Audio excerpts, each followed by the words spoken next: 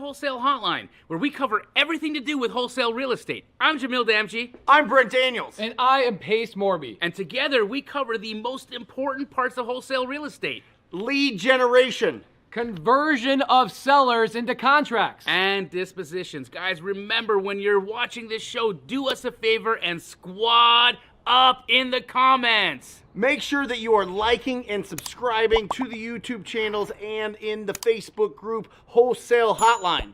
Most important, we want to know we're doing a great job for you and helping you build your business. So go give us a review on iTunes and or Spotify. So squad up and enjoy the show.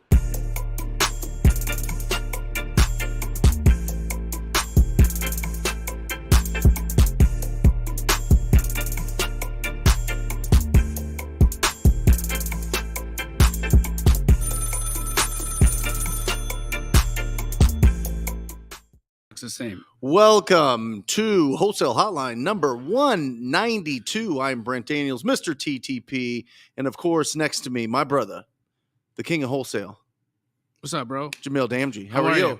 I'm wonderful. How are you doing? Good. What's going on with DJ Envy? Oh my goodness. Well, first, guys, look, we've got a special guest here. Yes. We got two actually. We have Bobby and his hair. Just really quick, we wanted to get an audience poll here. Should Bobby cut his hair? Is question A, and B, do you think he smells as much as he looks like he does? And C, if you do think he should cut his hair, we can cut it live tonight on the show. Oh, fun. Oh, fun. So yeah, just let us know in the chat if Bobby's getting a haircut. You're not going to let us cut your hair, are you? I mean, if enough people pay me money, yeah. Okay. I mean, we need donations. $1,000. $1,000. We get them super chats going, guys. Get the super chats going if you want to see us. Who's got anyone rocking some clippers with them or scissors? We could find. We'll some. figure it out. There's right? a Walgreens right there. We got Mr. Morby in the house. He's on the phone. He's closing deals, guys. He's closing deals. Pace is going to jump on here as soon as he's done closing a $100 million deal or something. The interesting thing that transpired over the last couple of weeks, we have been a little bit silent about it because, of course, you know, when there's allegations of impropriety, you want to give the benefit of the doubt in all ways and just let the chips fall and see what happens, right? And until somebody gets arrested or there's an actual thing, I have no opinions on it in that regard. But I guess what's happened is Cesar Pina, who actually we know from A&E because he was going to get a television show. Yeah. I don't think that's the case any longer, but we met. Might be a different. Yeah. Might be American a different Breed. But we got connected in that world and had an opportunity to meet with him and DJ Envy and, you know, kind of got to see what was going on there. And he was very influential. Like, you know, Cesar was doing a lot. He would do seminars and have a lot of people show up to him. And of course, with a guy like DJ Envy in the mix, it's going to pull a big crowd. Sure. And, you know, interestingly enough, I think he just recently was arrested for a massive, like $40 million Ponzi scheme. And so, you know, again, guys, everybody's innocent until proven guilty. But the reason we're even bringing it up is not to be dramatic. We're not here to throw shade at anybody or be involved in that regard. We're not doing that. But due diligence is so important when you are working with people in real estate. If you're going to do any private money lending, if you're going to do JVs, if you're going to fix and flip with people, if you're going to buy and hold with people, understand what the heck is happening with your business partners. Yep. It's your responsibility to know who you're working with, and you can't claim ignorance as a defense. Yeah. You have to, when you are in a company with somebody and your CEO goes and does things that are illegal and you're a part of that company, you are now a party to the illegal fraud. And that makes you liable and culpable. So do your due diligence, right? Date people, understand people. I hear Pace, he's been bringing an FBI investigator into the community so that he can help the sub 2 folks do some more due diligence on people that they're working with. And I think that's brilliant.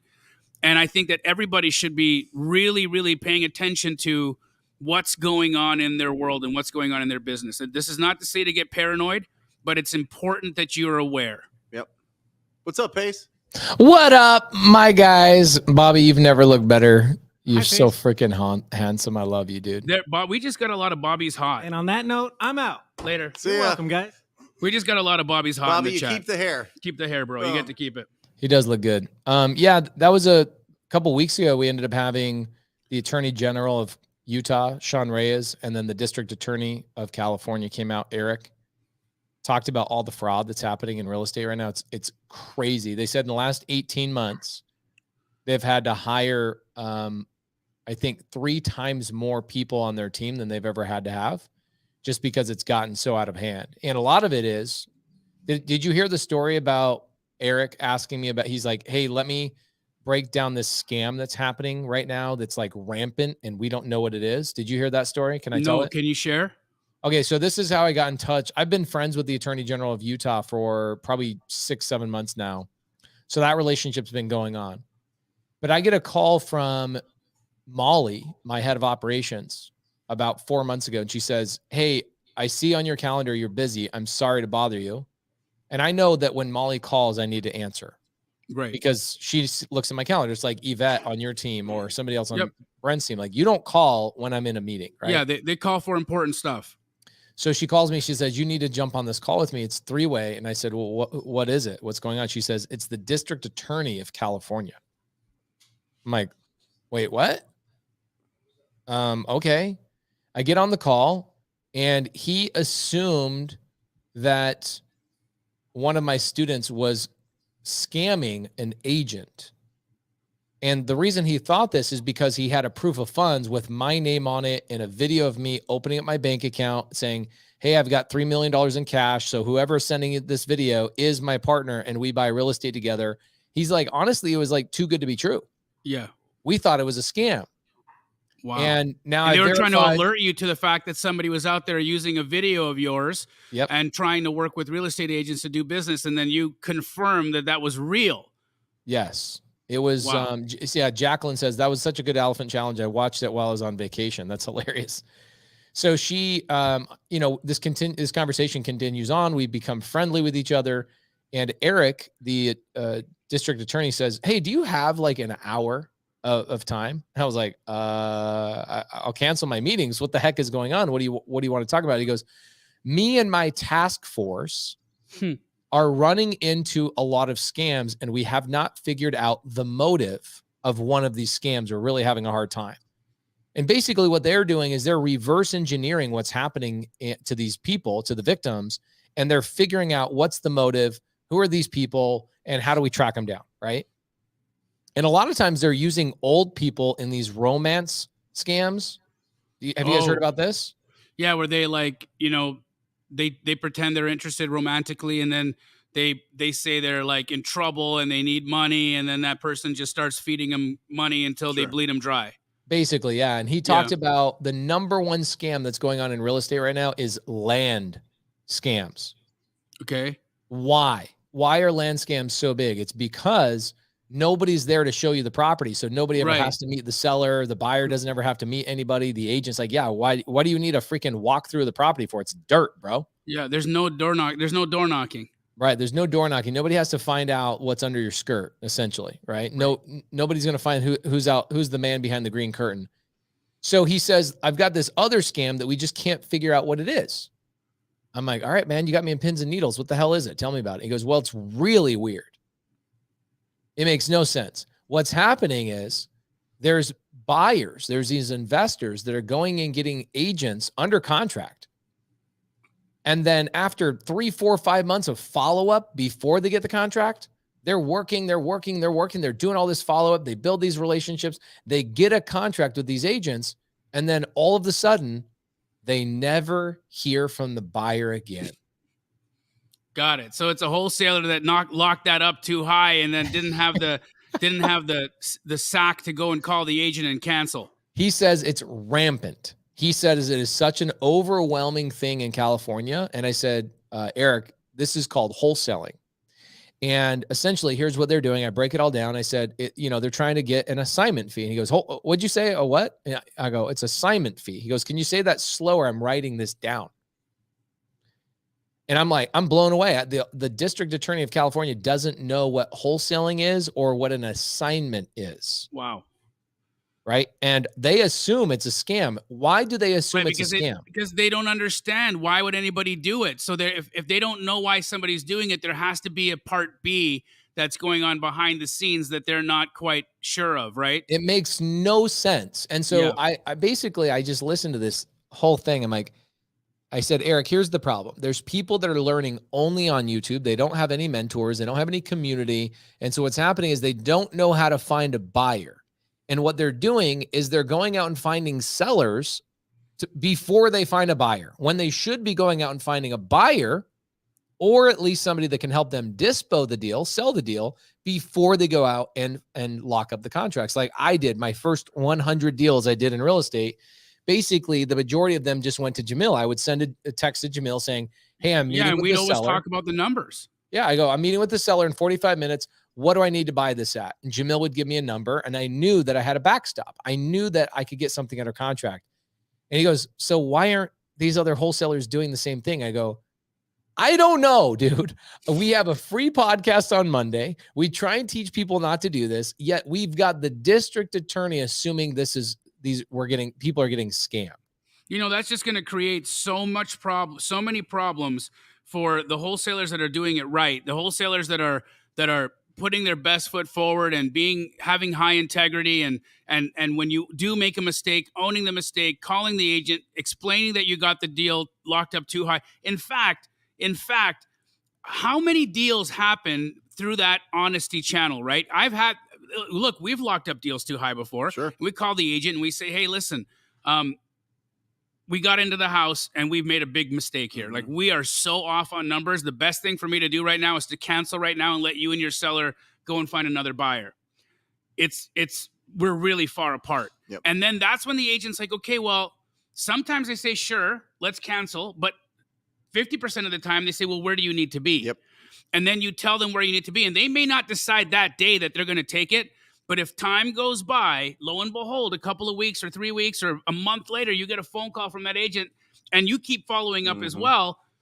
Finally, that becomes a deal at the right price. So like actually canceling and having an open conversation can be the seed that plants the deal tree. Yep. But people just want to be, they get too frightened. They don't know what to say. They've talked this big game to the agent that they're this big, buyer that can buy anything. And then ultimately they fall on their face because they can't, complete the task. What markets are these? I mean, I understand that it was California, but California is a huge state. Are these like small towns in California? Sacramento. Yeah. Got it. Big town. Yeah. So people are just locking up deals, and I can understand because I was a real estate agent for a long time. Can you imagine? You have a listing, right? You have a fiduciary duty to the property owner. Yep. And you accept this offer based on the communication that you're having with what you think is a investor, right? Somebody that's going to close on the deal, and then they ghost you, right? And you have a written agreement. And how do you get out of that agreement without anything being signed? Exactly. I don't know if you need something signed in California. So you go, well, do we put it back on the market? Do we talk to title and say, hey, how do we cancel this? We can't get a hold of these people. And sometimes you don't. That's an astute agent. What about the one who just says, well, everything must be good? Because in California, if you don't submit a cancellation, you actually are carrying forward. Right. Like you have to, if you don't submit the cancellation, you're now hard on the EMD and you're moving forward. So maybe the agent's like, I don't want to stir the pot. This person never canceled in time. I'm just going to let this thing close. And now they let their seller get into a moving truck, make plans. And then all of a sudden we've got on closing day, complete debauchery. Yeah, it's it happens in creative finance too. I've actually got Ingrid Hernandez. You can barely see her over my left shoulder. Wave, Ingrid, if people can see her.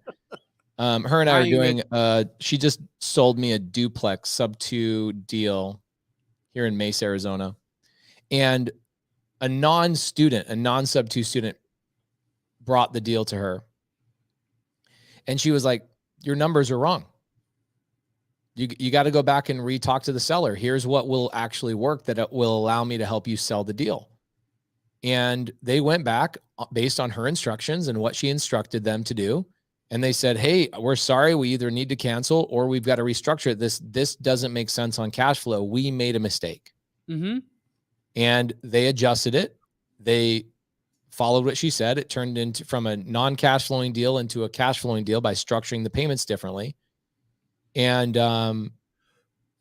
they got, I think, what they make, $19,800 because you actually asked for help from somebody who knew what the hell they were doing. And then she made $11,000. Wow. Because she just helped somebody restructure their deal. Guys, I know we only have 400, 500 people on here today. I know that. I get it. And we've got to be consistent in order to change this industry. But it is crazy that every single Monday we're here speaking, spreading the word and yelling about this stuff. And then we get the district attorney that comes to us and goes, oh yeah, hey Pace, can you help me figure out this scam that's going on? Everybody thinks that we're scamming people. Let's uphold our industry. Let's help each other out. Let's squad up. Let's make sure that we're collaborating at a high level. If you don't have a buyer and you don't know that it's a good deal, get somebody in the comments. Get a sub-2 student. Get an Astro student. Get a TTP student. Get somebody to help you out. I remember the first person that Ingrid helped actually in this side chat. Do you guys remember how much money she made? Didn't she make like $50,000 on a deal with somebody in the comment section of Wholesale Hotline helping them out? She made $100,000 helping somebody in the comments. Wow. He made $50,000. And that was his first deal, I think, as well. It was his first deal out of the comments in Wholesale Hotline. Amazing. Awesome. Let's ring a bell for that one. Let's ring it. There we go. Ingrid. Now, the cool thing about Ingrid, Ingrid, what's your Instagram so people can pull you up? Ingrid_Hernandez. She's a great leader in our community. She's amazing. I got to hang out with her today, make some YouTube content. But you look at the side comments here, guys. We've got 400 people. This is the reason we do the show live, is so you guys can work with each other. And don't be out there a solo wolf, because the industry is cold when you're by yourself. I remember the feeling of not knowing how to value a property, and then I met Jamil, and it was like night and day. I was like, oh, wait, hold on. I don't have to value a property. In fact, from the moment I met Jamil, I've never had to comp a property in my life. Even if I'm not in the deal, I'm happy to help. It's just it's the thing I know how to do well, right? So it's joy. I get joy from it. It's neat being able to find a deal. Yes. Is this live on Zoom? Well, Justin Bosak, this is live on YouTube, my friend. He said, I went to a calendar and there was no link. Justin, this is a public YouTube video for Astro, TTP, and sub-2 students to help out the non-community members that are trying to tap into the game. So if you guys are not in one of our collective communities, say something in the side comments. Say, I'm new. I need help. I don't know what I'm doing. I need somebody to help me get my first lead. I need somebody to help me take on my first appointment. Whatever it is that you need help with, say it in the comments, please. Any advice, Pace, on the lending front? Because, here, another thing that I've noticed happen recently is just a lot of sloppy lending procedures between people, with like, if they're going to do a deal together, or if they're going to take something down together, or if they're going to, come in with cash and help somebody close something. Any advice that you can give people on the lending front? For me, I think really the sniff test is super important. But, I this, Pace. Last year or 2 years ago, I put $250,000 into a syndication. Mm-hmm. Bro, I've got to chase these guys around for updates. Mm-hmm. And then when I get them, you know what the update is? Hey, we're going to need more money. Mm-hmm. No. Yeah. I know that money's gone. Yeah. So it's like, what do you do in these situations and in these circumstances? How do you get it done where you can invest in something and feel good? Because the documents that you have with Gator are so airtight that people are protected. But what about when you're just doing private money lending for a JV? What if you're just doing a fix and flip? Like, how do you protect yourself there? What are your thoughts on that? Step number one, never wire money to an individual ever. It's the number one mistake I see people make, which is they're individually wiring money to human beings, not to a title company or a closing attorney. Sounds crazy to me. Yeah. But I call it, they're horny for a deal. They're so excited. Okay. They're so excited about that first kiss that they forget about everything else. Well, if you don't know, you don't know too. You know what I mean? Yeah. You trust that somebody that is a few steps ahead of you knows what they're doing. They know the process. They're going to help you along. You're just like, okay, I've got some money. I want to get into this. I'm excited. What do I do? Yeah, just wire money to me and I'll just put it in. We'll get it done. Yeah. never works out. Everything goes to the title company, and my title company will do all the paperwork. Yeah. Any kind of shenanigans that I want to, get into with, crafting it uniquely and little terms here and there. The title company takes care of all of it. Right. They do all of it, whether it be me lending money to trusted partners here in town, or whether it be just, structuring different types of deals. I mean, it's you get a really good escrow officer, and they take care of a lot of that. Good advice. Linda says, I'm new and hungry for my first deal. I'm needing some guidance to walk through my first deal. Well, first and foremost, Linda, here's what I would do.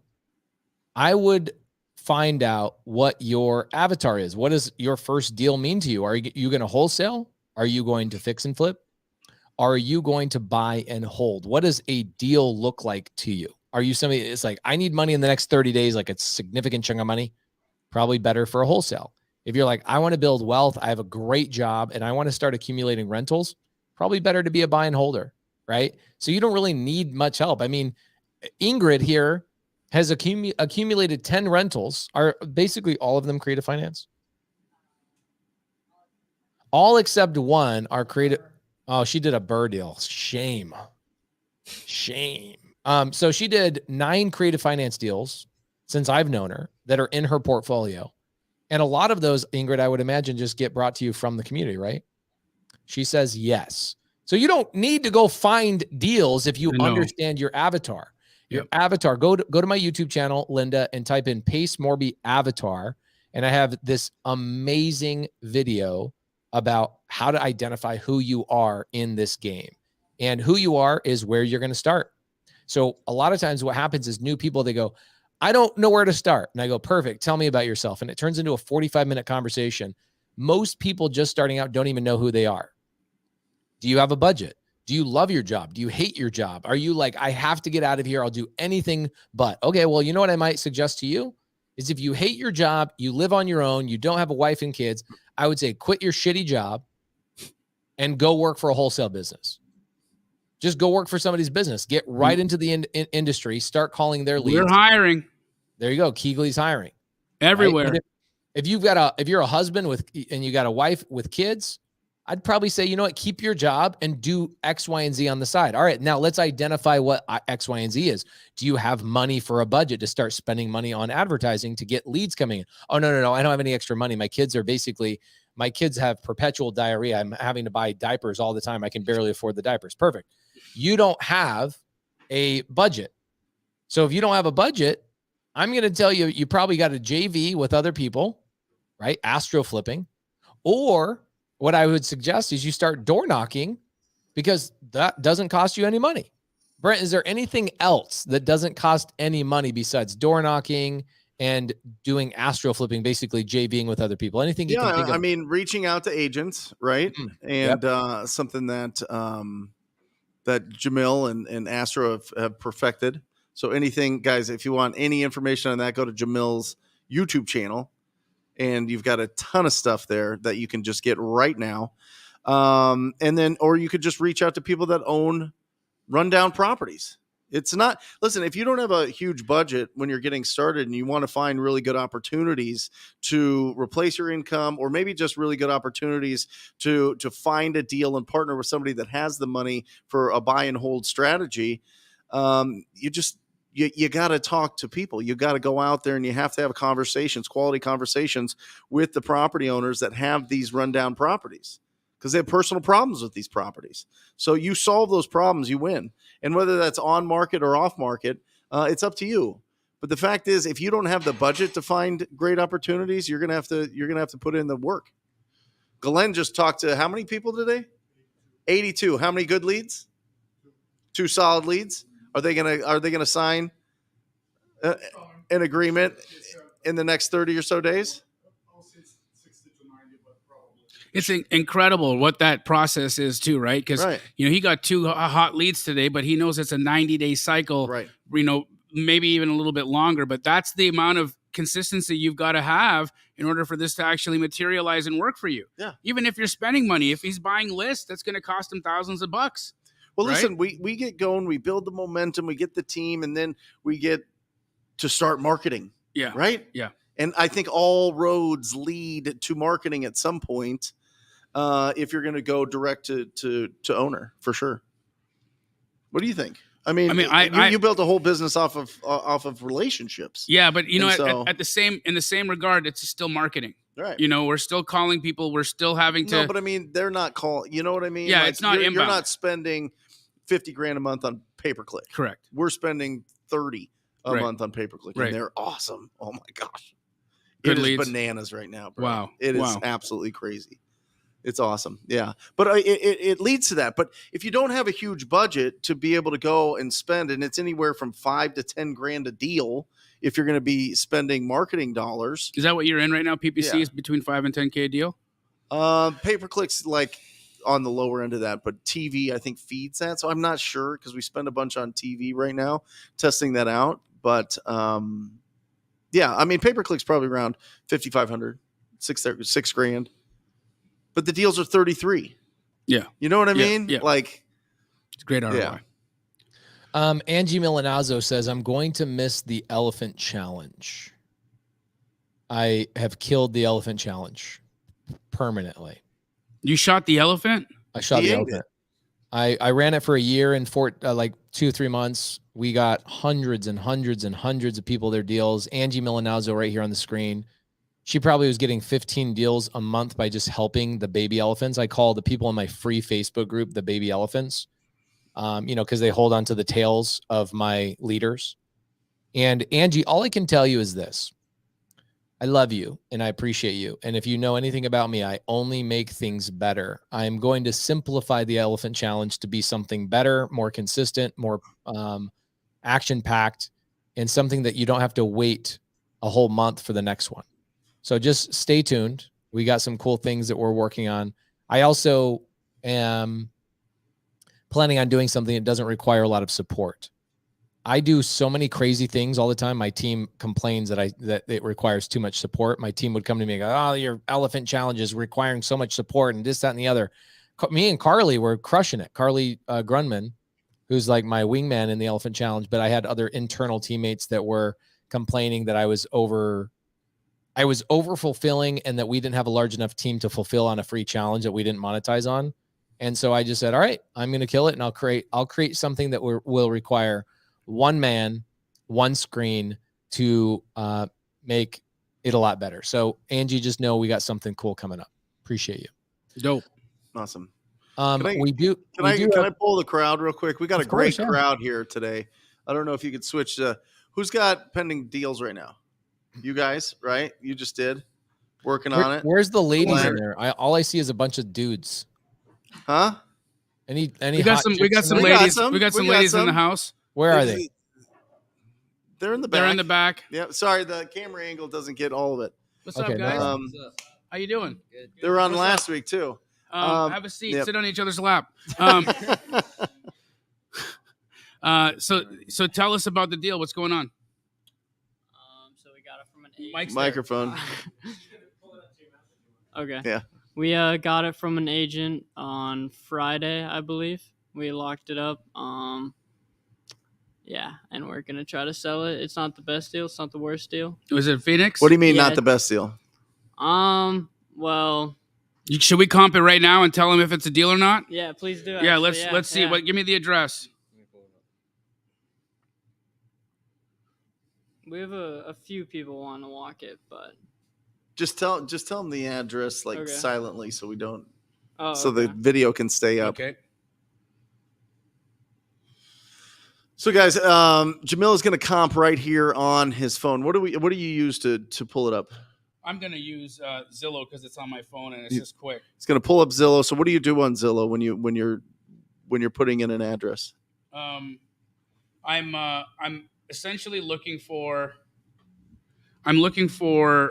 sold within the last 6 months. So you scroll all the way down to where it has the other properties that are sold and you're taking a look at them? Yeah. So like here we go. Mhm.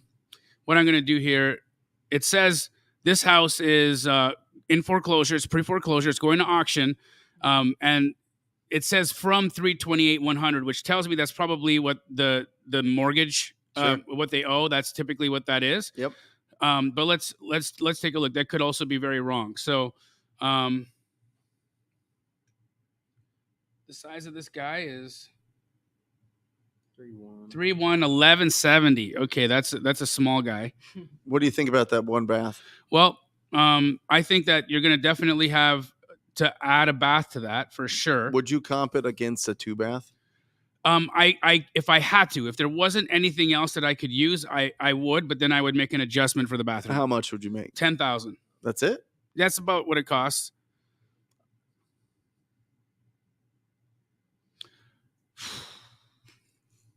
What do you guys have this thing locked up at? 270. They have it locked up at 270. They have it locked up at 270. I think it's worth about 300. Okay. As is. So I don't know that there's a ton of equity in there. What did you guys have ARV at? Just curious. What was it? It was either, I think it was, or double check. I think it might have been 385. 360. 360. Okay. Maybe show me a few of those comps, but let's see. Did you cross any major roads? Did you leave a subdivision to get that? It's possible. I love the honesty. This is what it's about. So you've got one sold that's a 1,095 square foot, but it has a pool, and that was at 340. That's about as close as you've got to what you've got. But now you got to adjust for the bathroom and you got to adjust for the pool. Mm-hmm. So that gets you to maybe 320. 300. But I think 300 is the right number. I always drop like $30K if it only has one bath. Really? Yeah. Okay. Yeah, if it's got a traditional floor plan and there's not like an easy way to add an extra bathroom, and they have to keep it a 1 bathroom, you only have you have a certain pool of buyers that'll be willing to purchase that property, right? And usually you find that as young couples or single buyers. And but you start having kids, you start having more people in that house with 1 bathroom. Yeah. Are you under contract on this house? Yeah. Okay. Did you guys consult with somebody on the numbers prior to locking it up? Yeah. Okay, and they gave you a 360 ARV. Yes. Okay. Cool. Look, maybe they saw something that I didn't. Of course, I did this really quickly. Yeah. I do believe, though, from the last 6 months, there was very clear evidence that it's probably a 300, 310 house. Okay. My suggestion would be get a hold of the agent quickly. Mm-hmm. Have you already sent it out to buyers? Yes. What has been the feedback? I've heard that some people don't think it's a bad deal. That 1 bathroom just kills it. Yeah. Okay, so and I mean that's normal. Most rehabbers want a 2-bath. Mm-hmm. If you're going to add a bath, that's a whole other permitting process. It takes time and more money, and you're holding longer. And with the rates they are right now, that's not really the best play for a lot of fix and flippers. Is doing anything that's going to require an extensive permit. So I would go back to the agent or go back to whoever you're talking to help you with the deal and find out, because how many days have you had it? Like 3. 3 days? Not much, yeah. Okay, so not much action on it. Not too much. The people that gave us the number, they've got like a lot of buyers, and they said they're going to work it really heavy today. Okay. So we'll see what they give Okay. back. We have 1 person who wants to walk it. Okay, that's a good sign. So let that happen, and then What'd you put it out at? Yeah. 289. And you locked it up for how much? 270. Got it. So you got a room. Yeah. But I would start planting the seeds with the agent. You don't necessarily have to cancel, but I would start planting the seeds that, hey, our numbers are coming in really wonky on this thing. So just letting you know, we're going to need a few more inspections. Okay. And that's how you start planting the seeds, right? Like our numbers are coming back a little bit weird. We're going to need a couple more inspections, which is true. You're going to need to get other buyers in there. You're going to need to inspect the property more. That's not true. Okay. But I would send an inspector. If you guys can afford the $200 to send an inspector out there, go get a report done. Mm-hmm.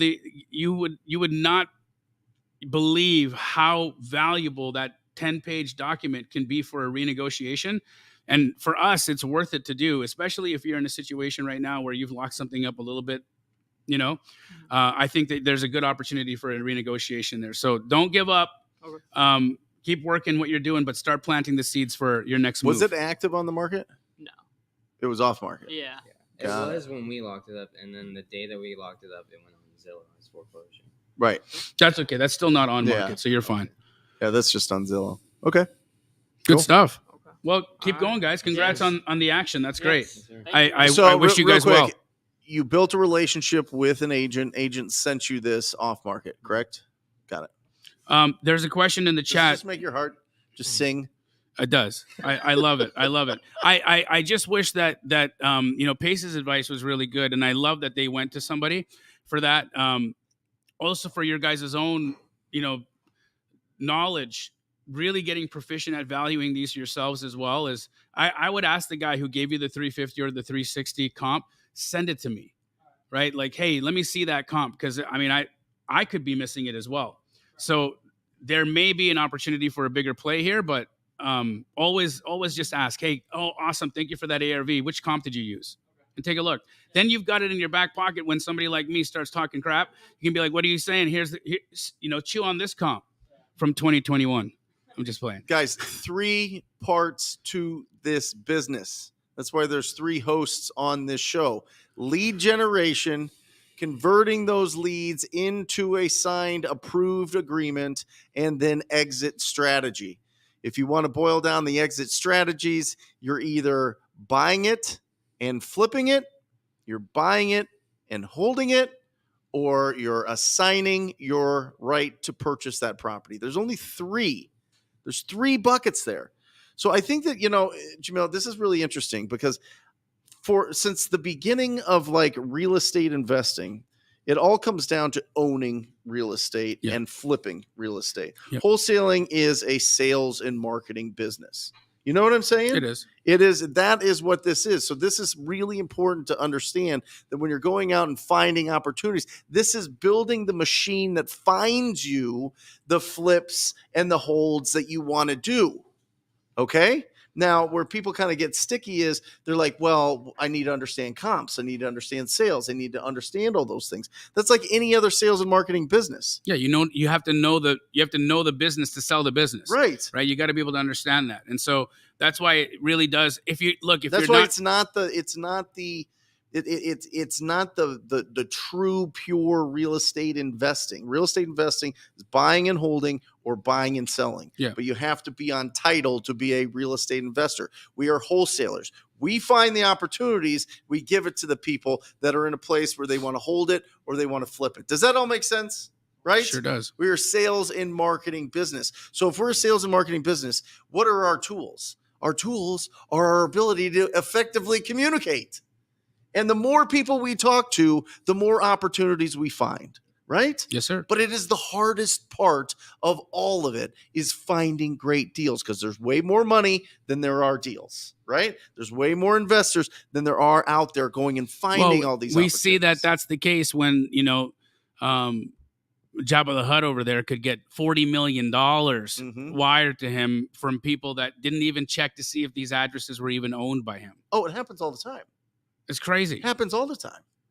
Happens all the time when people are raising funds for opportunities, and then you can't really get the full picture of what the opportunity is.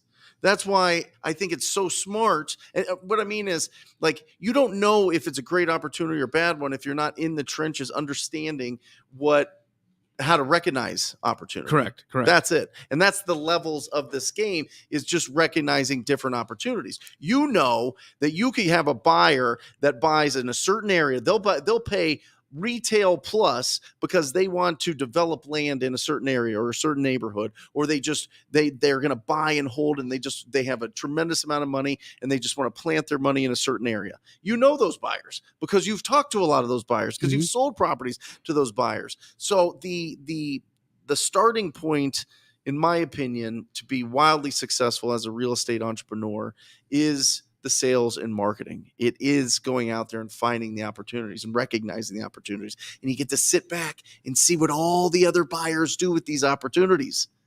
It's the best. It is. I couldn't agree with you more. Just circling back to this deal, because there's been questions in the chat about it. what would you have locked that up at? And guys, this is only for a 320. Yeah. I mean, a 320 right now. Low Two hundo? twos, low twos. Yeah. Yeah. yeah 200 to Depending, 210. I didn't see the It's condition, original. but yeah. Yeah. I mean, just knowing the buyers that we work with, Yep. if it is a flip as opposed to a hold, yeah, for sure.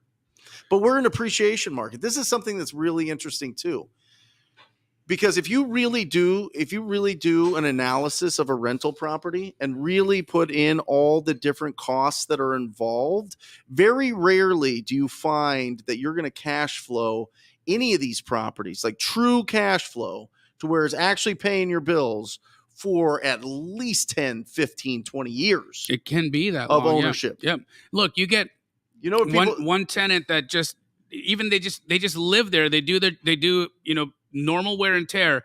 You still got to replace carpet. You still got to paint. There's still things that you're going to do when that rental turns over. And if that turns over once a year, once every 2 years, you're spending $5,000-$7,000 every time that happens. If you cash flow $500-$600 a month, it's gone. right? It's So gone. so that can become Turnover cost is $3,500, and Yeah. on average, it happens every 3 years. So of course the appreciation play is what you're in it for. A mortgage pay down and appreciation. 1% rule on repairs. Yep. So whatever the value of the property is, 1% on repairs. Guess what? Your mortgage doesn't just stay at a fixed cost, guys. You know what goes up every year? Taxes. Insurance and taxes. Okay? So like you got to really understand where you buy, and I just want to save everybody from buying those terrible homes where there's no appreciation because they think that they're going to get cash flow. It buries everybody. Make sure you're buying in areas that have appreciation. It is owning real estate. What would you is- say to people? Yeah. What areas are these, Brent? Let's give a you could go, breakdown. you could go right You're now. looking for gentrification? Are you looking for development? Are you looking for Go to Zillow. Look at the facts. Go to Zillow. They have a research section there that'll show you the appreciation of every single city in the country. Every city, 19,000 cities. It'll show you the appreciation. You can look at it from a 10-year standpoint, 5-year standpoint, 1-year standpoint. You can look at all of those things, and you pick the areas that have appreciation. I'm with you. I would also say that right now, because we've got so much variance from city to city, state to state, Yep. that it's even more important that you're doing that due diligence and looking at where you are in the market cycle of a specific market. It's not to say that you can't wholesale or buy creative deals or anything like that in a market that may be negative. Right now in Phoenix, we're actually negative in price.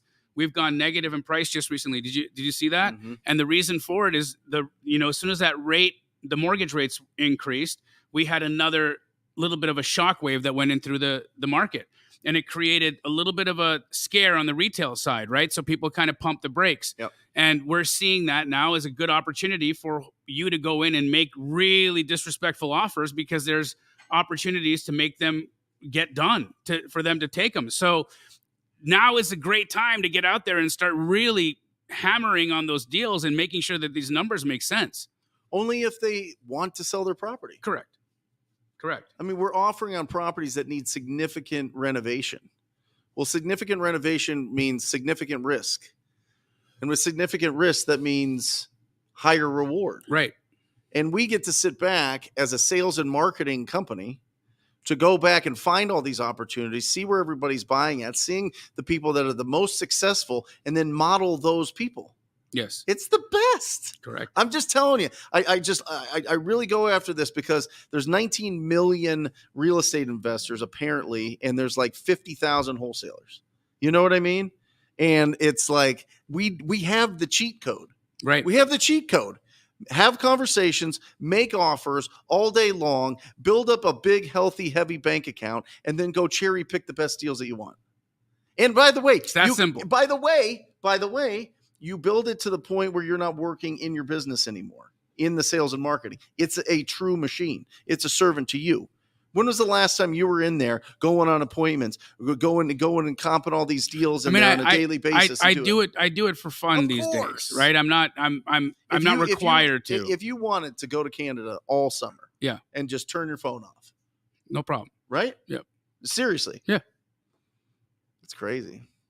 It's absolutely crazy. This business is the absolute best. Stay We, focused. and we did over $1 million Right. What, last month? last month, and the month prior to that was our best. Yep. What's your marketing budget on that? Oh, you know, good old zero. Actually, that's not the case. We've been doing a little bit of direct to seller lately. You dog. Yeah, I know. I've been cheating on the agents. Welcome to the dark side. We've been doing direct to seller, and it's been working really well. Yeah. The data that we've been using is pretty top notch, and I think you're coming into that data source as well here pretty soon. And that data source is like there are companies out there that are running. At any given point in America, 1% of the houses are going to be sold in the next 90 days. That's the fact. Now, if you're going to be pulling foreclosure lists, tired landlords, high equity, whatever those are, that you're going to have to sift through, just like you did today, 82 calls to get 2 leads, right? That's difficult to do because you have to call 82 people in order to get the 2 leads. Well, what if that list had been filtered through certain metrics that said, hey, did the person who lived here change their phone number? Did the person who lived here forward their mailing address? Did the person who lived here have any utility situations in the past 90 days? Did the person who lived here cancel any magazine subscriptions? Like, these are the metrics that these data filters are using to take that 1% to 16%. Now think about that. If you're 16 times more likely to get a lead in a deal, how many calls would you have had to make to get the 2 leads today? 1/16 of what you did. And well, and it's not even that, because I know the way Glenn works. He wouldn't do less calls. No, he would just have more leads. Same amount of calls and get more deals. It's incredible. So we've been spending our money on that lately, and it's been killing it. Yep, that's true. Yep. It's phenomenal, guys. Put in any questions that you guys have here. Put in some questions. Do we have any questions in here about owning real estate and wholesaling? Anything? You guys got it? Go ahead, Nate. Yeah, go ahead, Lena. Go ahead, please.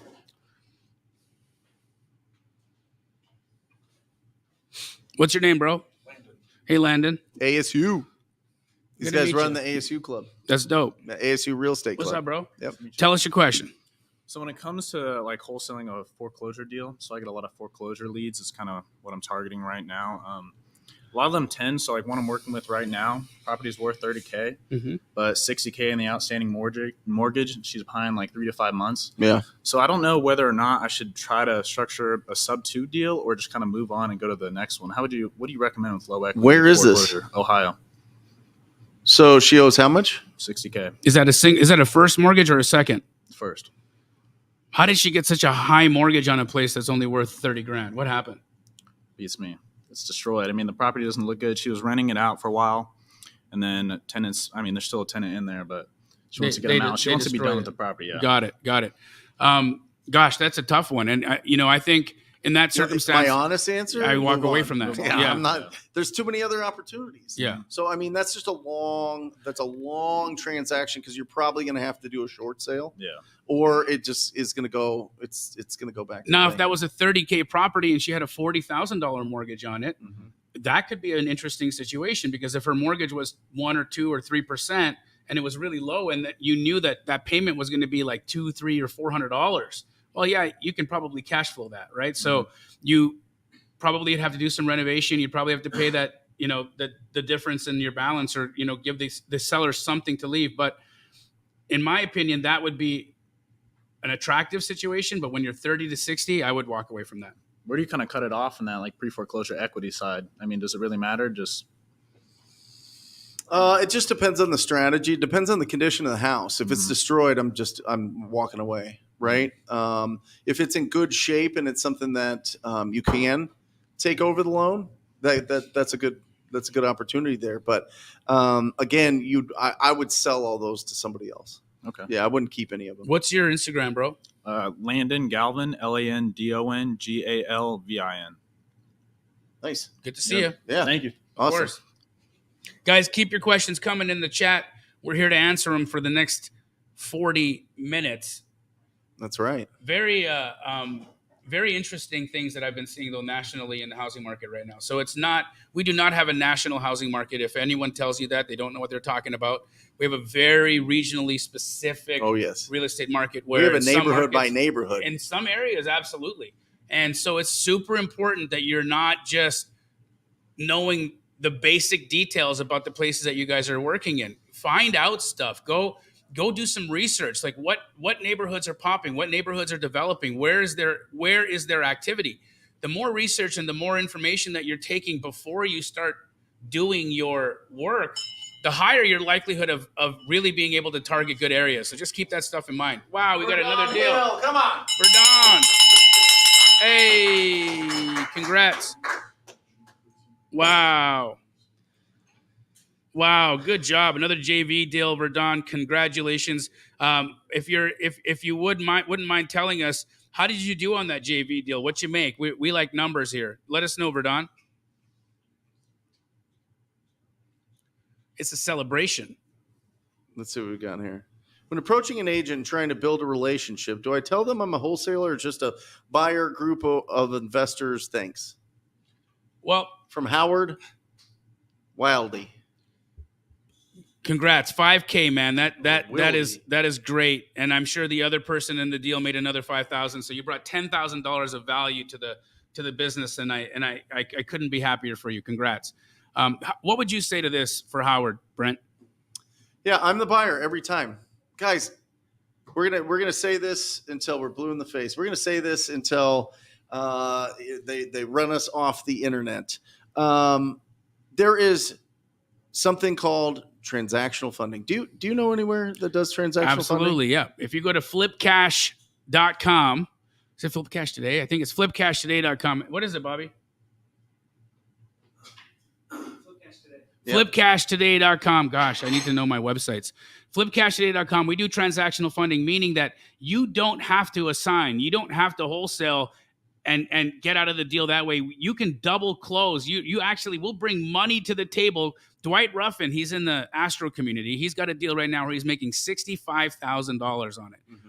He's not taking a chance of having a large assignment on that HUD. He's not taking a chance of anybody getting squirrely or squirmy on him. Nope. What he's saying is, I'm going to double close. I'm going to use transactional funding. So he spends a little bit of money to make sure that he gets this deal closed, and then his second transaction closes the next day. So what does that essentially make him?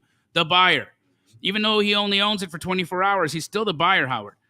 The other thing I want to tell you is that in real estate, right, especially in what we're doing, it's really important that you look at wholesaling as an exit strategy. It's one of many. And as a real estate professional, you should be evaluating a deal while you're in your due diligence period for the following reasons. Could this be a good buy and hold? Could this be a good fix and flip? Or could I move this opportunity to another investor?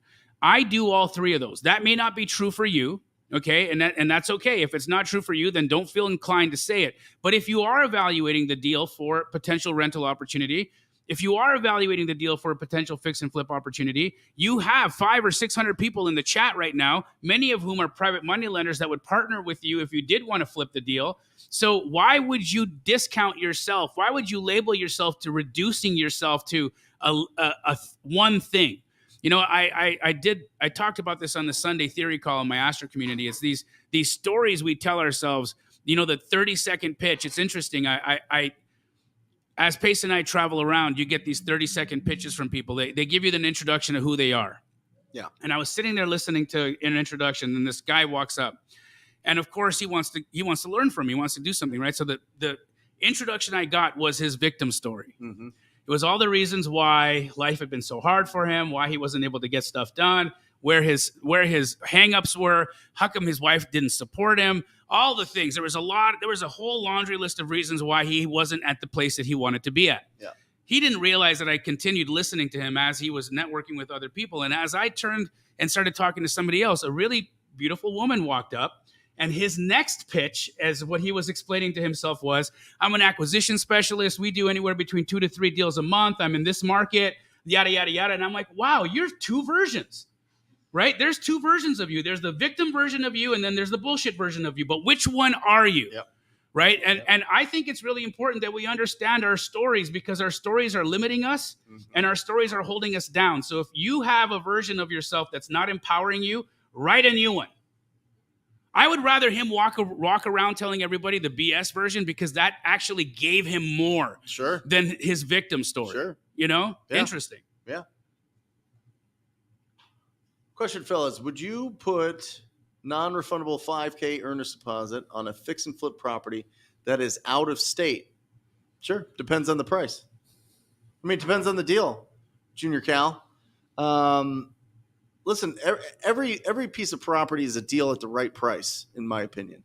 You know what I mean? I think that there's opportunity in every, well, maybe not in the middle of nowhere and no utility, but maybe there's probably something there. There's probably something to be had there, but it just depends on how confident you are in the deal. Make sure that if you don't have a lot of experience, that you're running it by somebody that has a lot of experience in that marketplace, because I'll tell you, it might look great, but it could just be one street off or 2 blocks off, and it might be backing to something goofy, or it might just it might be a property that has that has significant discounts because of its location or because of its floor plan or whatever else. So make sure that you get some local knowledge in there as well. Yeah, totally agree. Yep. I've done that routinely, though. We will go non-refundable on earnest money on a deal that makes sense. And if it's out of state, we'll just make sure that we get eyes on it. We'll send either TaskRabbit or somebody to go out there. Yep. Maybe somebody that we know from our communities to go take pictures, take a look, send video, just making sure that we're not, buying the Brooklyn Bridge, right? Yep. But otherwise, yeah, absolutely. And I'm not wiring that EMD to you. I'm sending it to a title company. Yes. Or closing attorney. Yeah. Jacqueline, come on. Oh, Glenn wants to know if for your gap funding, is it only 24-hour funding, or can you extend it to say less? It depends on a couple of factors. The amount, right? We typically want to be in and out of a deal within 72 hours at max. But if you have that other piece buttoned up, if you have non-refundable earnest money from your buyer and it's a sizable amount and you just need it for that month, there would be additional fees to have that. But if all those things checked off and it wasn't a crazy amount, like a couple $1 million, yeah, we could absolutely help. Yep. We got a bunch of great questions. Chung asked the question about Michael. I just closed my first look at deal that. with Milton. I met at Pace and Jamil meetup in Atlanta, March 2022. Wow. I jumped in real estate March 2021. I want to say thank you and continue to follow these 3. Bell, you want to ring that? Yeah, man. Congrats, bro. Awesome job, Michael. Congratulate. I'm telling you, that first one, that proof of concept one, is so powerful. Getting that first deal done, and you know that through your efforts, out of thin air, out of the ether, you were able to have a conversation on this thing right here that you usually use for everything else besides making calls. You did it, and you went through all of the emotions, and you got it through the finish line, and it's done. And now you know that it's possible, and now that you know that you can do it over and over and over again. So I am so glad to share this first deal with you. That's why we bring it. I mean, it's just energy. It's just it's so exciting when people are closing opportunities, because it makes all of us better. It makes all of us more excited. It makes all of us go, you know what? I can do this too. Absolutely. You know what I mean? Not just that, but like I can do this on a high level. I can truly hit those financial goals that I have. I remember coming up and I was like, how do people have these nice houses and these great cars and these great vacations and these great opportunities and everything? And how do you just go out there and just do that? That's so crazy. And then you just see little glimpses, little examples throughout your day, throughout your month, throughout your life of people doing amazing things. And then all of it, you realize it's not impossible. It just takes time. Yeah. It's not impossible. It just takes action. It's not impossible. It just takes you like having enough courage to go out there and provide value to the community, to the marketplace. The difference between being ordinary and extraordinary is consistency, bro. Yeah. That's it. It's the line. Listen, motivation is fantastic, and we love giving motivation. We love giving a lot of energy and positivity and optimism, all that stuff, right? But discipline gets you places motivation can't. 100%. Every time. every time. And motivation is wonderful, but that's where people get stuck, because that's when they go into, I'm going to buy that book. I'm going to just listen to that podcast. I'm going to just go to that YouTube channel. I'm going to go download these guides. I'm going to go download all of these free books and all these different things, but I'm never going to go and take action. Yeah. Yeah. Right? Because motivation doesn't get you paid. Only discipline does. And it's like a weird word. You're like, discipline, man, it feels so heavy. It feels so like, oh gosh, but once you embrace it and embrace that grind, that's why I think that, and I don't know about your Astro, but a lot of the people that are in the military or former military have done absolutely fantastic. People that have been nurses and law enforcement and have been athletes and have driven trucks to pay their bills and so their kids can go to good schools. They get into this business and they're like, whoa, this is incredible. I could just make calls and I can have all of this success. I can just reach out to agents and make offers and have all of this success. I don't have to go through all of this schooling. I don't have to go through punching a clock every single day. Bro, Tabitha, one of the nurses that's a part of the Astro community, makes more money than the doctor she used to work beside. And she quit her job. She was going in once a month just to kind of keep her friends there. And then one day realized, I don't even want to be here for one day a month anymore. So she just completely walked out. Yeah. But legit makes more money than the doctor she worked beside in the ER. And she was able to accomplish that in a year. Yeah. These doctors had to go to school for like 9. Oh, yeah. They have to always be in school. That's why it's called a practice. Right? I mean, you go to anybody that's highly paid, that's providing an incredible service to the community. They're constantly learning and growing and evolving, especially in the medical field, especially in anything. If you want to be a CEO, if you want to be an incredible attorney, if you want to do some of these higher paid professions. I mean, you're in it all. It is your life. Yep. We have the ability to go into this thing, like really push it for like 3, 5, 7 years, and then be able to pull ourselves out and still have something that's kicking off incredible income to us year after year. And it gives us the opportunity to find the best discounted properties in high appreciation areas that are going to build long-term wealth. I mean, come on. It's incredible. It's incredible. T. Hodges, she just closed her first deal. I'm so happy for you. Come on, T. Well done. So T and Glenn and Stephanie Hunt and some incredible Rodolfo and a ton of people in the Rhino tribe make calls every single day on Zoom. And so they're all together. That's great. They're all and once a month they do the Empty the Clip challenge, where they talk to 100 new people in a day, and it takes all day, but every time they get a deal. Incredible. Every time. Congrats, Marvin Spate. $17,000 on a wholesale deal that he's got closing tomorrow. Let's go, baby. Keep the good times rolling. It's so great here. I wanted to really quickly answer Chung, who asked, what's the best way to structure a wholesale company in Canada? So first and foremost, I'm going to be doing a training for people that are international. I'm going to be helping you do wholesale in the United States virtually. Love it. I'm going to be training people in Canada. I've got students in India. I've got students in South Africa. I've got students in Canada killing it. And there's specific things that you need to be able to do in order to get a bank account, in order to cash the checks that you need. And so, really helpful. And so, Chung, do me a favor, go to my Instagram and just DM me the word Canadian.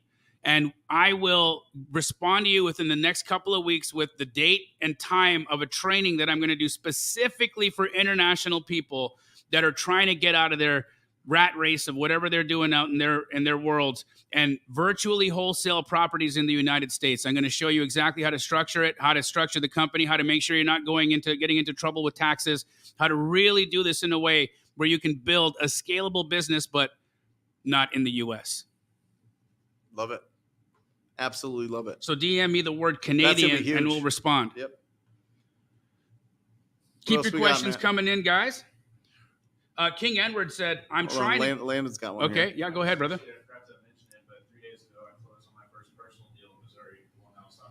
Nice. Landon just closed on a personal deal. What does personal deal mean? Like just me, myself, wholesaling it. What'd you make? Well, it is an odd deal, so actually wholesaling it to my dad because it was a smoky deal. Okay. So, sold a deal to his dad. It was $195, locked it up as it is. Yeah, so it was a crazy deal, and I was like, I didn't want to charge him $300, so I go, just give me the boat. I made him include the boat in the deal, and that was a $40K boat. There you go. You got a 40K boat. Come here and ring this bell, bro. Well done, brother. Well done. Hey, congrats. Mike, yes, I can help you in Australia. It doesn't matter where you are. If you're international, I can help you in that training. You'll be able to get set up and start doing business in the United States. You know what boat stands for? What? Bail out another 1,000. Oh, my goodness. You better sell that boat. That's what you need to do. Yeah, sell that boat. Don't keep that boat. Not now. Not in hustle season. Because that is a liability. King Edward had a question saying, a doodad. I'm trying to get a probate under contract, but the attorney is giving me a hard time. Do I work through the attorney or can I go directly to the seller? Seller is incarcerated. How would you handle this one? I would go through the attorney. I would as well. Yeah. I think that once somebody is engaged in an attorney, they typically have to work through that attorney. It's never advisable to try to go in the back door, not to mention the fact that the back door here is bars, so I don't think you're necessarily going to be able to do that. Work through the attorney. Not the only one going. Oh, my goodness. Wow, I stepped right into that, didn't I? That's usually yours. Oh, I know. What was I thinking? I know. I don't know. Anyhow, work through the attorney, and don't drop the soap. Yep. What's next? There we go. Guys, just to keep your mind going on rental properties, I really want you guys, it has to be high appreciation areas. Because think about it, every so often, within a 10-year period, you're going to have a major repair. It's going to be 10 grand out of your pocket, for sure. 10 grand out of your pocket. You've got turnover every 3 years, that's 3,500. You got 1% for just yearly updating and maintenance. All right. So you got a $300,000 house. It's $3,000 a year in maintenance. So make sure that you understand that. Make sure that you understand the debt pay down on your first 15 years is very low. It's all stacked to the bottom of the loan. All right. So you're paying a lot of interest up front. And understand this, because a lot of people talk about, well, the best part is depreciation, right? Depreciation. Even if you do advanced depreciation and you sell that property, you got to pay it back. Understand that. And remember this, when you get depreciation on a property, 27 and a half years, okay? 27 and a half years, you could take what you bought it for, divided by 27 and a half years, and that is how much you can depreciate from your tax basis. Not dollar for dollar taxes, guys. This comes off of your basis. All right. You make $100,000. You can write off $7,000. Now you get taxed on $93,000. It's not you owe $15,000 in taxes. You have a $7,000 depreciation. You get that paid off dollar for dollar. That's not how it works. Like, guys, look past just the shiny object of rental properties and buy in really high appreciation areas. That is the way you win this. That's the way that you win this. On a hold, absolutely. On a hold. Absolutely. On a hold.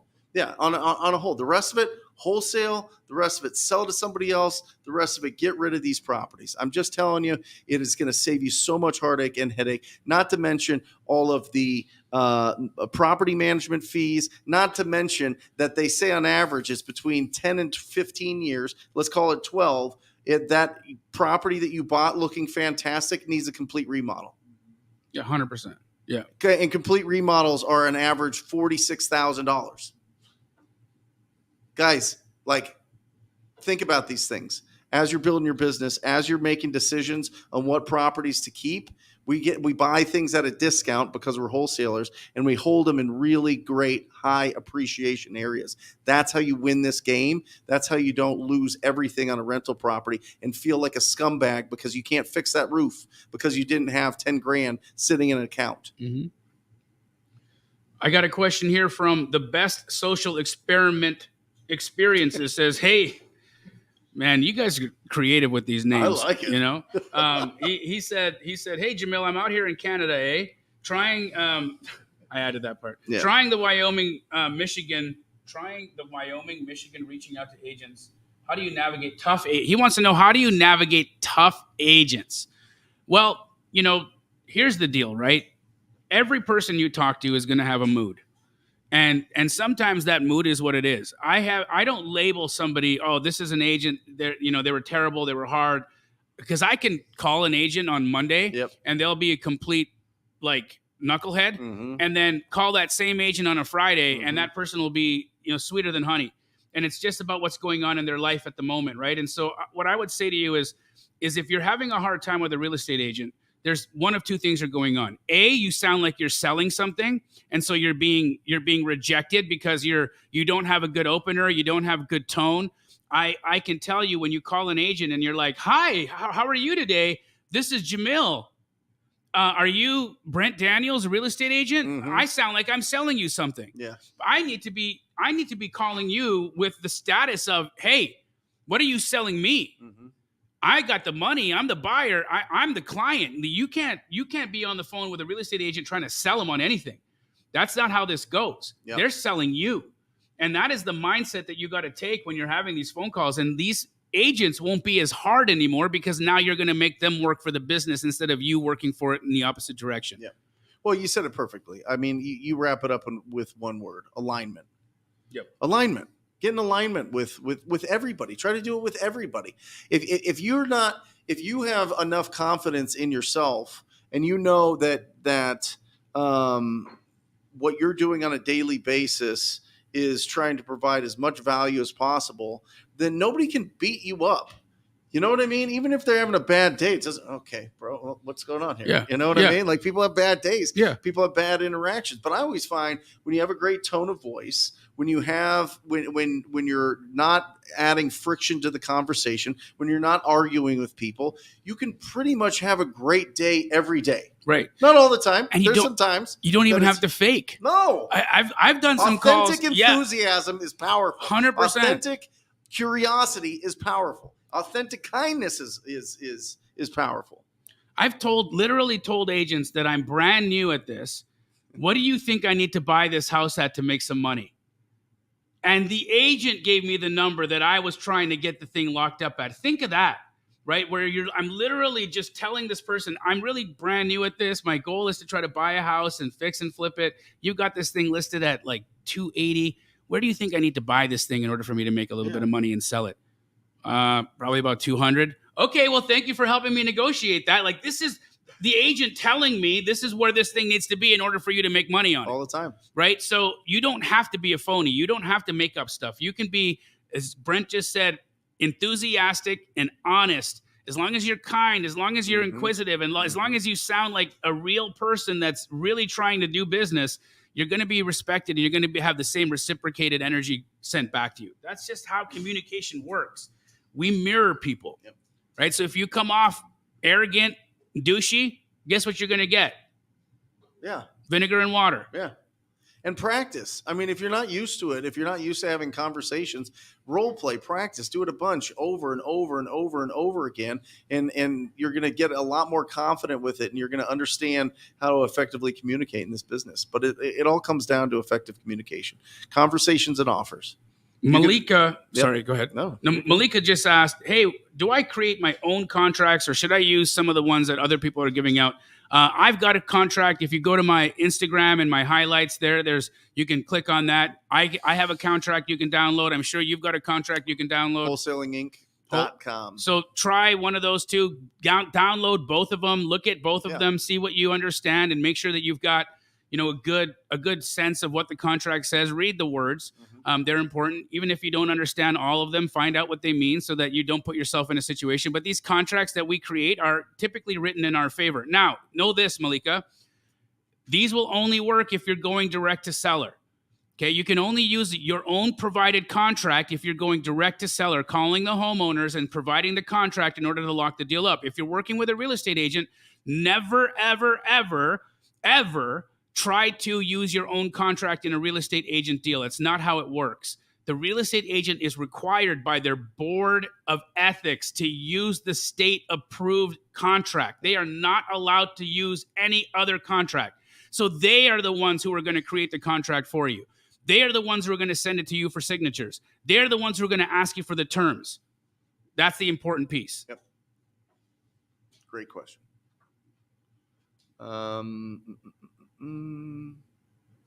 Matt, you want to put another one up, bud? There we go. Earnest money question. Pace says earnest money has to be at title in 24 hours or you're in breach of contract. But Jamil teaches earnest money not due until end of inspection. So it can be funded by the end buyer? Question. That by is Scott Bottomley. Yeah. A lot of EMD questions. Okay. Wonderful. Well, Scott, here's the reason for that. And again, I don't necessarily want you to be depositing EMD after 7 days or after the inspection period. That is going to weaken your offer with the real estate agent, hands down. But we have people who in the past have not had access to funds. And if you can negotiate that you will deposit earnest money after the inspection period or once you remove conditions and they agree to that, that's great. But absolutely not. Don't walk into those situations thinking, hey, I don't have EMD, let's do a deal. I would way prefer you reach out to somebody in the audience or in the chat who's a Gator lender and let them help you fund your EMD, right? Because here's the deal. If you can't put up earnest money, how does that agent view your contract? How strong of a buyer do you appear to be? You're going to have to make up a fib and tell them that you don't have the money because of some other reason. You're not going to tell them that you're broke or that you don't have the EMD. You're not going to say that because they're not going to want to do business with you, right? So of course it's really important. And I think one of the smartest things that I've seen in the industry is the Gator method that allows people to squad up with each other and lend on EMD. So Scott, it's not difficult for you to find that money. Just go to the chat, say who's a Gator, and see what happens. Put a Gator in the. If you're a Gator, throw a Gator in the chat. And Scott, remember this. Being in breach of contract means that the things that you agreed to, the items that you agreed to on the contract, you're going against that. So what if in the contract it says buyer has 48 hours to deposit earnest money? What if it says buyer to deposit earnest money after inspection period? Yeah. That's what's agreed on. You're in breach when it says, and typically contracts will say that it needs to be put in a reasonable amount of time or the next day. And I think, Scott, what Pace is also talking about is what you may be confusing here is what part of the transaction. I believe what Pace is talking about is when you sell a deal. Okay, when I wholesale a deal to a buyer, my buyer has to produce EMD at title by 10 a.m. the next morning. That's typically what we say. We will extend a little bit longer if it's a known trusted buyer and they're taking a little bit of time to get to title, but that would be a breach of contract. So understand if you're talking about the acquisition or if you're talking about the disposition, there are two completely different EMD conversations and timelines associated with each. So I hope that cleared it up.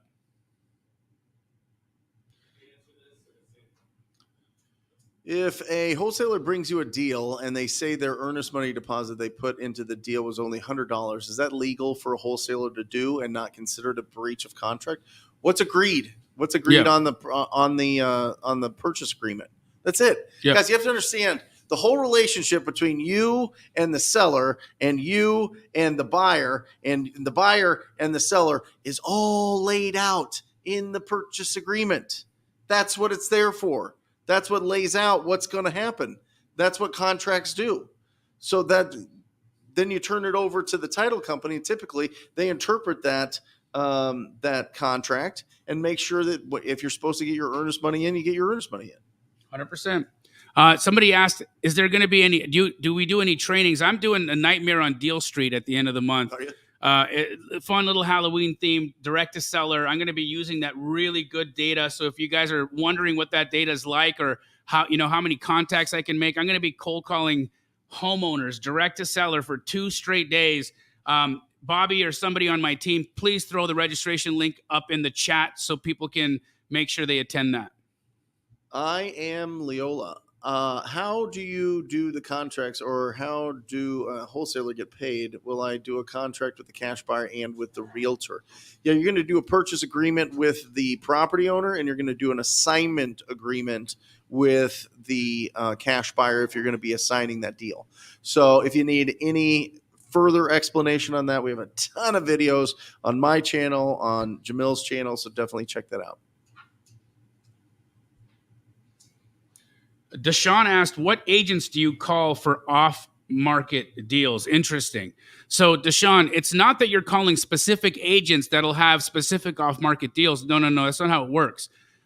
The lead generation process is called agent outreach. This is where you're cold calling real estate agents. And why we call it a cold call is because you're not calling about a specific house.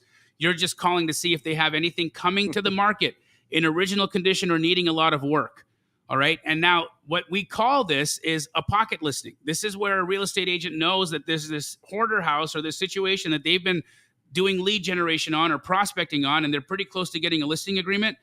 That agent knows that that property is going to be coming to the market soon. And so your goal is to try to get that opportunity before it becomes public and she lists it or he lists it on the MLS. That process is called agent outreach. There's 100 videos on my YouTube channel about it. You can hear what these conversations sound like and try it out for yourself. Interesting here. Here's a question, kind of a statement. I thought wholesaling was illegal in Oklahoma. Is wholesaling illegal in Oklahoma? Absolutely not.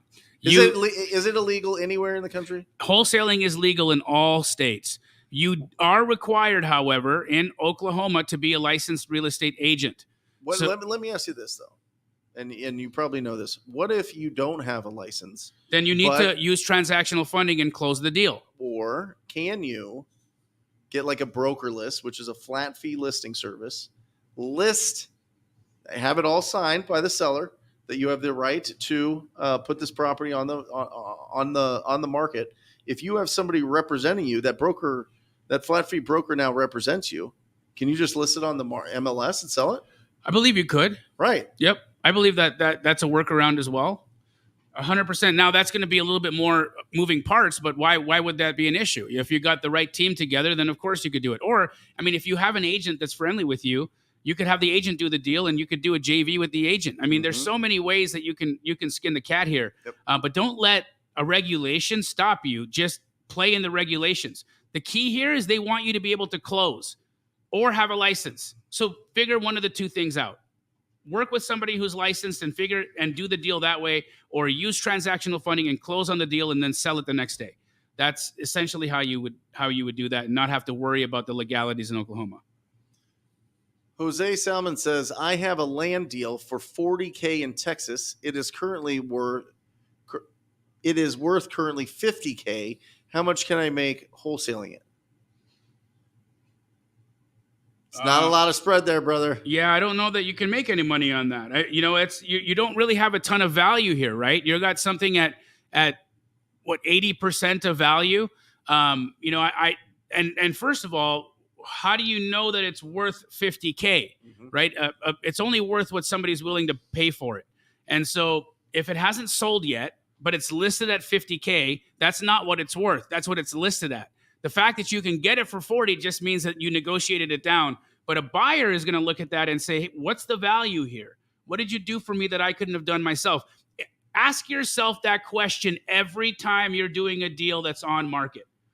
What am I doing that somebody else couldn't have done themselves? And that's typically negotiate a better price. Yep. Really get this thing locked up at a deep discount. So my opinion, Jose, if you got a piece of land that's worth $50,000, your goal should be to try to lock it up at 20 or 25 and then sell it for $5,000. You're not going to be hitting a home run on a deal like that. There's just not enough of a deal there for you to do that with. But I think if it was worth 50, you could probably sell that for 30. Listen, I have a rule, and we went through it last week, breaking down. If you just look at the Zillow, Redfin, Realtor prices, smush them all together, add them together, divide by 3, come up with an average. And if it's above 250,000, I want to be around 60%. If it's between 250 and 100,000, I want to be at 40%, just depending on what side of that is, maybe a little bit lower. And then if it's under 100,000, I want to be at 10%. Right? 50K land deal, I'm offering 5. Wow. And selling for 10. You know what I mean? Yep. 10, 15, 20, whatever it is. But that's the rule of thumb that I look at. And that's with houses. That's with anything. I mean, it just depends, obviously, where in Texas that is and if that's, hopefully in a subdivision that has properties that are selling for $500,000. But if it's in a subdivision selling for $200,000-$300,000, you need to be way lower. Jay, I'm wholesaling virtually. I have a property under contract that a couple interested buyers want to walk through tomorrow. Should I have someone there on my behalf? How should I proceed? What do you think? You want me to get this? Yeah, I'll get it. Sorry. Jay, I always suggest that you have somebody there. Always have boots on the ground. I always think that it's a smart one. First, let the seller know that you need to get people into the property, and then I would bring somebody there. I would bring donuts. I would bring coffee. Yeah. I would bring cookies. Yeah. I would bring whatever it is, and I would go and I would just talk with the seller of the property, have people get in and out, and boom. And one last piece of advice for you here, bro. Show up 30 minutes early. Yes. 30 minutes before the appointment time, and go knock on the door and talk to the seller and give her the donuts or give him the donuts, and make sure he's calm and that he understands there's going to be a few people on your team coming through today to take a look. They're not going to bother him. They're not going to be, poking around for too long. You're going to instruct them to make sure that they're respectful and quiet while they're in the house. And if that person feels inclined, maybe they should take a walk for the next 20 minutes just so that they don't have to be there while the people are in there doing measurements or whatever. But they're welcome to stay or leave, whatever they like. The reason why you should go early is because I've seen turkey buyers before show up early, knock on the door, start engaging a conversation with the seller to try to extract information and maybe even do a side deal. It happens, right? You don't know who your buyers are sometimes, and sometimes your buyers are complete knuckleheads, and you've got to be able to understand and stop them from being knuckleheads. They will conform to the maze you put them in. So if you create the maze, they're going to walk around to get the cheese. Just know that. So make your maze one that doesn't screw you. Awesome. Go ahead, Matt. Get us that one. Rick, what's the best way to ask an agent to agree to an assignment clause for an on-market property?